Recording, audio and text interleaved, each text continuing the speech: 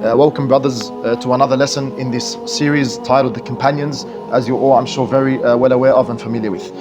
Today we have a Sahabi. His brother is the one that usually we hear his name and utter his name, Anas ibn Malik radiyallahu ta'ala anhu. Today inshallah we'll be discussing his brother. His brother who was another giant amongst the giants who are the Sahaba. A mountain who are the mountains which are the Sahaba. His name was Al-Bara radiyallahu ta'ala anhu. Al-Bara ibn Malik.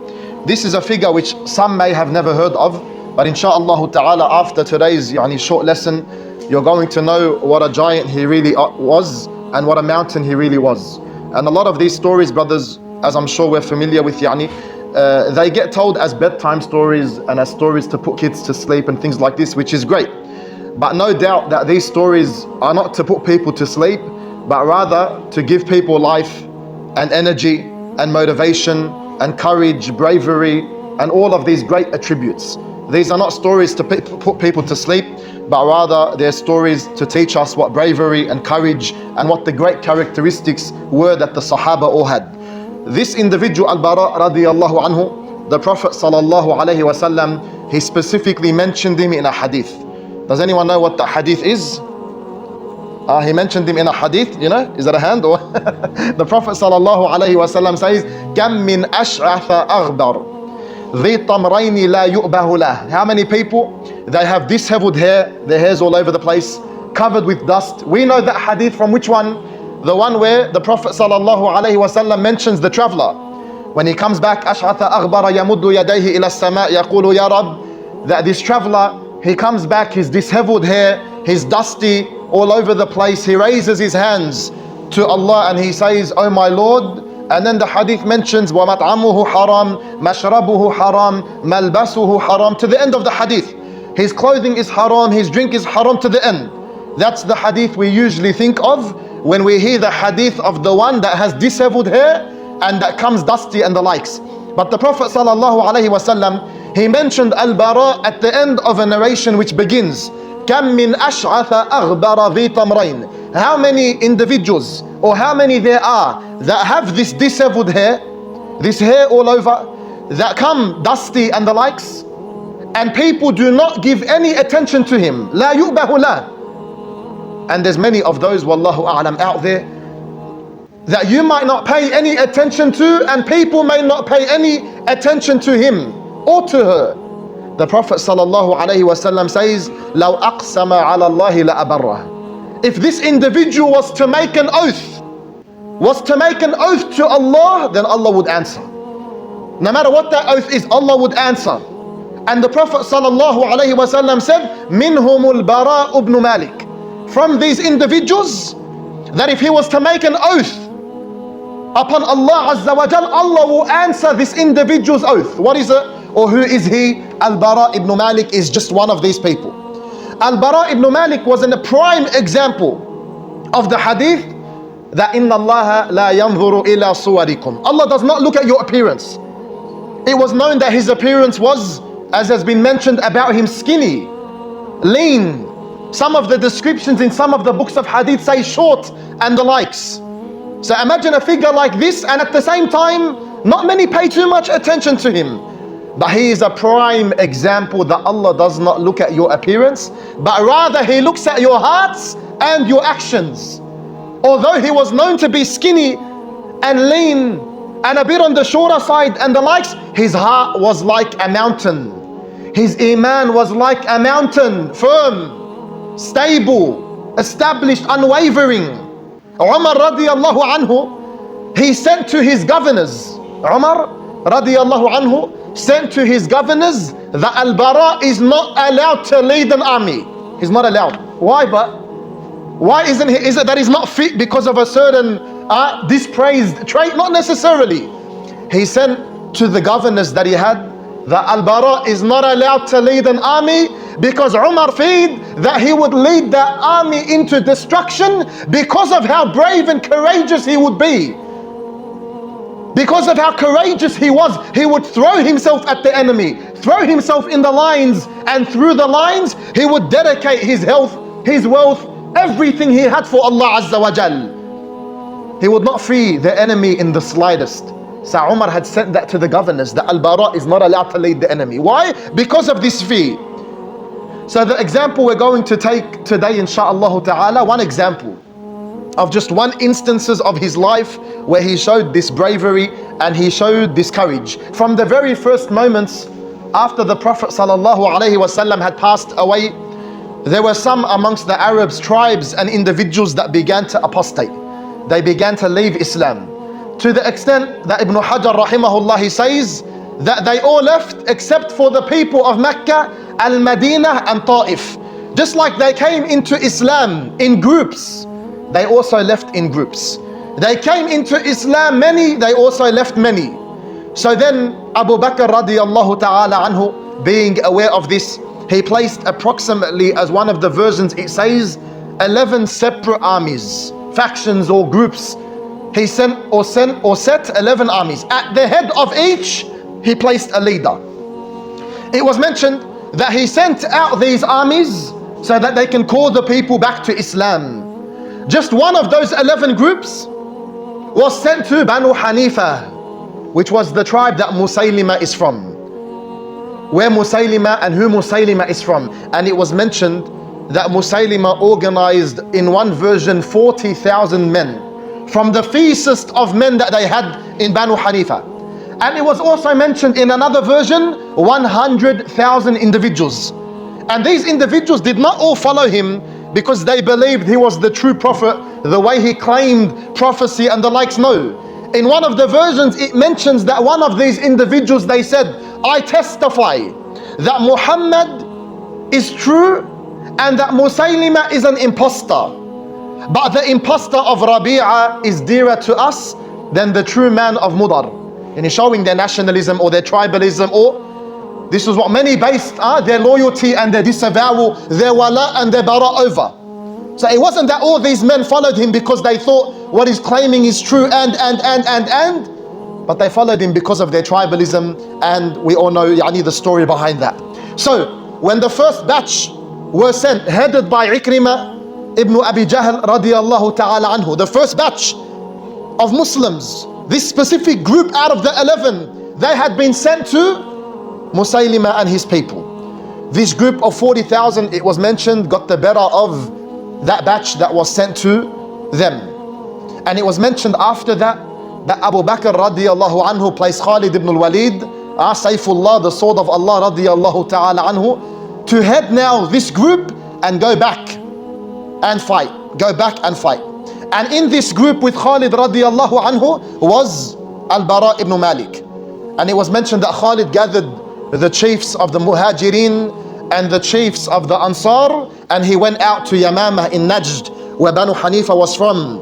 And shortly after, Musaylima's group was getting the better of the Muslims. So Khalid ibn al-Walid, he tactically and strategically reorganized the army. And they knew that if they get defeated today, then Allahu A'lam what will happen after this to the Muslims and Islam in general. So he strategically reorganized the army, and from them, subhanallah, was giants like Thabit ibn Qais, the brother of Umar radiyallahu ta'ala anhu, Zayd ibn al-Khattab, Salim, the Mawla of Hudhayfa or Abu Hudhayfa, and all of them got martyred on that day. Many of them. There were many examples of martyrdom in this battle. Many examples. Thabit ibn Qais radiyallahu anhu as an example. And to show you the sacrifice that Al-Bara made for the Muslims on that day, many ulama, when they wrote in the biography of Al-Bara, they compared what Thabit and what Zayd and what Salim did, and they said despite all of that, the sacrifice that Al-Bara made on that day was greater. Why? Thabit, he dug himself a pit in the floor and he buried half of his body in the floor so that he cannot move, he can't go, he can't run away, which as we know is a major sin on the battlefield. At-tawalli yawm al-zahf, to run away on the battlefield. The Prophet sallallahu alaihi wasallam, he classified it as from the mubiqat, the 7 dooming and major sins in this regards. So Thabit dug a pit in the floor, buried himself halfway, subhanallah, just so that he doesn't run away. And then some of us, when we go through some trials, we think we're going through it all. We think we're going through it all. We think we can't handle anymore. We think we can't go. That's why we mentioned for those that were at Smithfield the other day, where the Prophet ﷺ, he told us the importance of steadfastness, especially in times where he says, لا تقوم الساعة حتى يمر الرجل بقبر الرجل فيقول يا ليتني مكانك. The hour will not be established, the day of resurrection, until a man passes by the grave of another man and he will say, I wish I was in your place, I wish. And the hadith, يأتي على الناس زمان القابض على دينه كالقابض على الجمر. That a time will come upon the people, the one that holds on to his religion is like the one holding on to an ember, or the one holding on to hot coal. And there's many examples of this. And that's why we said, brothers, one of the means to staying steadfast and firm and the likes is to revisit and visit constantly. Revise the stories of these great men. That's why the Prophet ﷺ, what did he say regarding the dunya and the likes? Look at those who are below you, don't look at those who are above you. Look at those who are below you.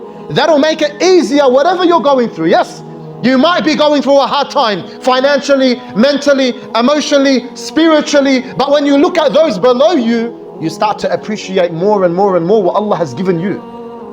And when you look and revisit the stories of these great men headed by the prophets and messengers, you start to look at your life like, really, what am I going through?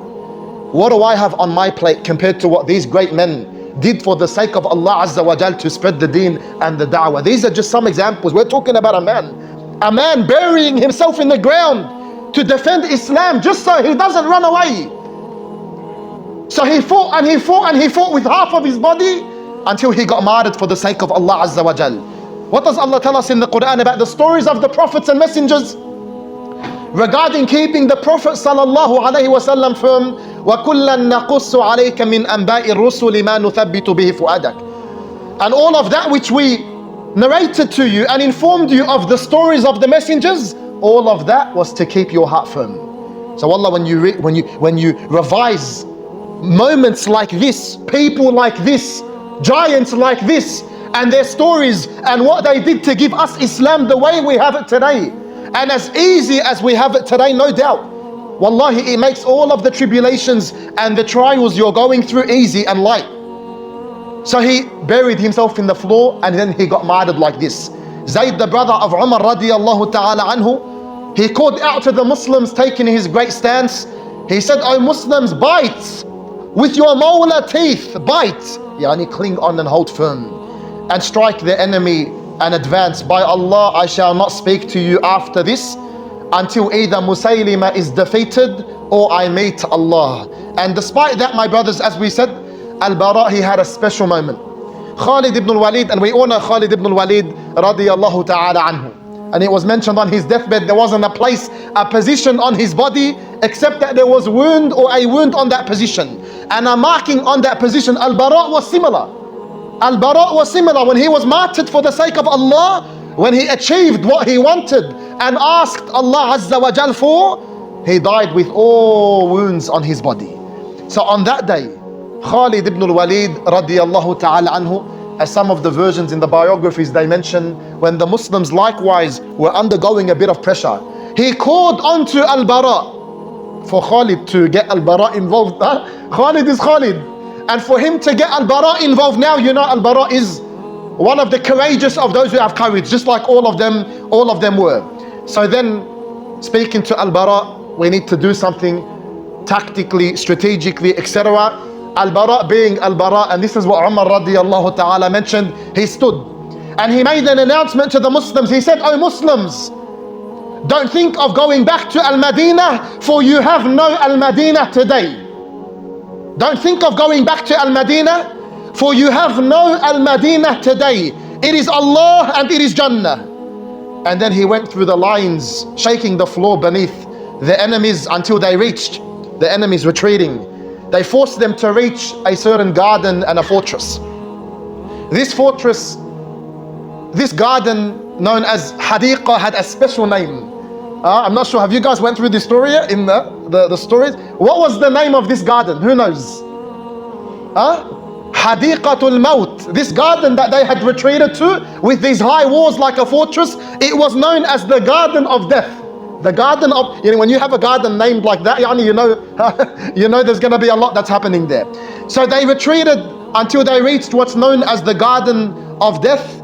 And the enemy was also firm, subhanallah, was also firm.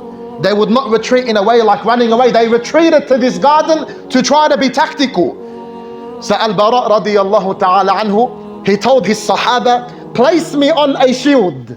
Place me on a shield, because he was a light man, he wasn't heavy. Place me on a shield and raise the shield over the walls of the fortress with your spears. I will go in and I will fight as much as I need to until I open the door of the fortress or I die. One of them. And subhanallah, the Sahaba, they did it because they needed to get through. And it was mentioned there was approximately 12,000 of the enemy behind this fortress wall. So they raised Al-Bara radiyallahu ta'ala anhu and they plunged him or lunged him into the fortress, and eventually the door opened. So the Muslims finished the opening of the door. Al-Bara fell near the door because of the wounds that he had. Wounds, my brothers, that it was mentioned, wallahu a'lam. And as I always say, you know, with seerah and with tariq, history, and with tafsir and the likes, a lot of the times there is weak ahadith and athar mentioned and the likes. But it's mentioned that Khalid ibn al-Walid radiyallahu ta'ala anhu treated Al-Bara for his wounds for 30 days, 1 month. 1 month after this battle. Khalid ibn al-Walid himself, because of how much they appreciated what Al-Bara did on that day. They needed the door open to get to the enemy, and he was the only one that dared make a claim like this.